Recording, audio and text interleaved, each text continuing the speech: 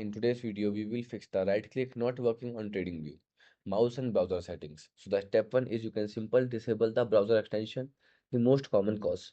So turn off the ad blockers, skip blocker or custom UI extension because the ad blockers may cause the pressing and the mouse related issues. So simple select the extension and select them and then simple disable or delete the all kind of extension that you are using. And then again refresh the page and check. Step 2 is you can simple check mouse and trackpad settings.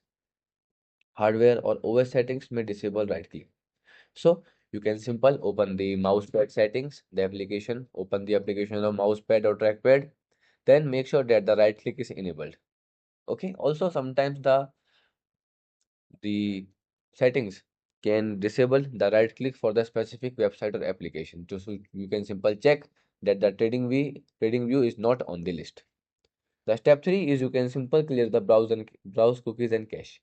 Corrupt cache can break UI interference.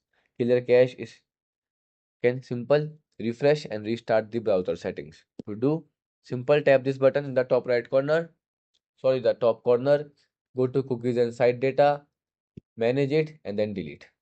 And then simple click on refresh. The next step is you can simple try different browser or incognito mode.